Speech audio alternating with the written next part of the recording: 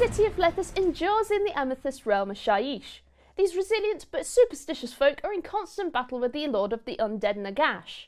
Their artifacts and knowledge can quite literally hold back the undeathly magics of the Necroquake.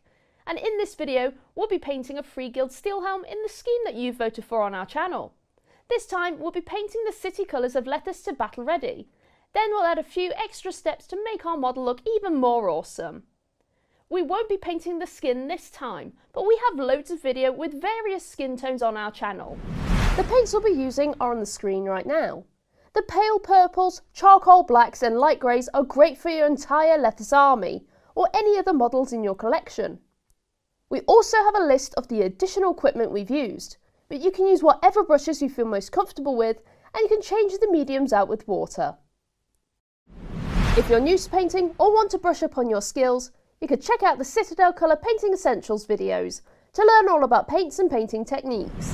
For our Steelhelm, we'll be undercoating in Chaos Black, as this will really help get those darker, moodier tones for all our colours.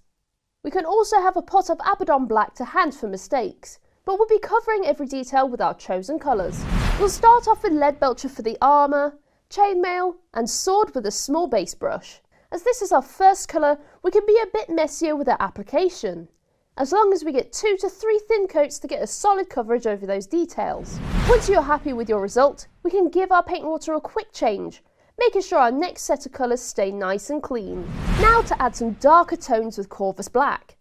We'll use this for the wooden shield, boots and belt. You can also use this for any wooden weapon hafts and pouches as well. Remember to thin this colour down, and you may find you need a couple of coats to cover over our first colour. So take your time and let each layer fully dry before applying the next. Our pale amethyst purple cloth is up next, and Demonite Hide will be our base coat of choice here. As some of these areas are small or near other details, we'll be using a small layer brush so we can paint as neatly as we can.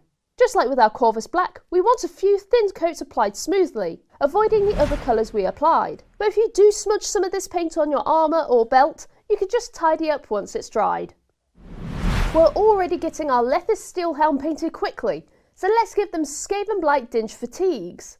So any trousers and sleeves under the chainmail or city garb. Remember to take your time and keep your paint thin. Then you can have all these little details done in no time at all. Now to look at those van braces and gaiters, and for those we'll be applying a few coats of grey cere.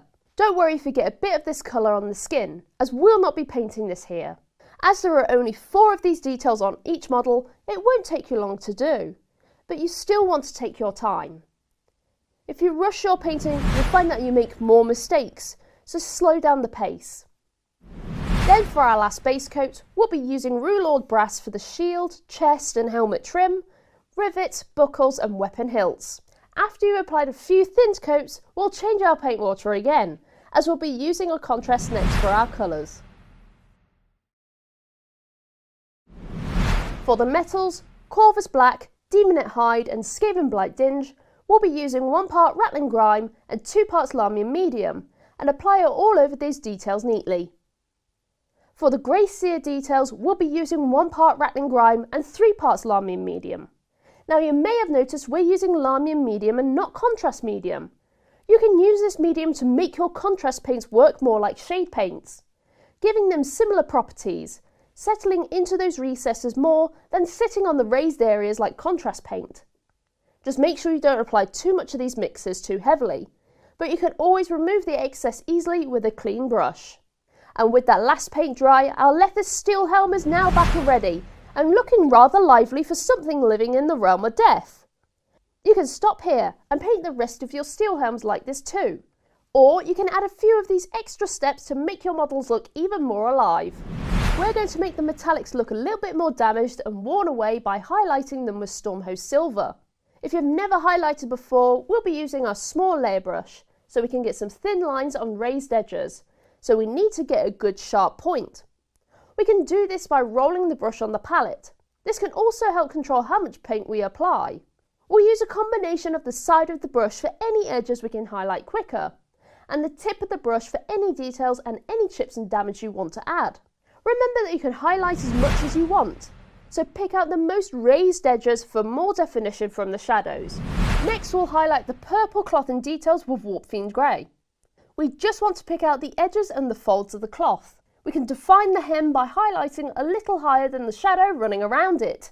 This can give the cloth a sharper edge, making it look more finished. Then we'll highlight the edges of the shield crest. And for our last highlight, we'll be using Dawnstone to pick out the wood grain on the shield, the edges of the boots, belt and grey fatigues. Just keep your paint thin and your brush pointed. This helps especially when painting the wooden shield. Remember, you don't have to highlight every little detail and focus on the main areas. That big shield will really draw the eye in. And with those extra steps now done, our Lettuce Free Guild Steel Helm is complete, fighting for the God King Sigmar and the Bleak Raven Morder.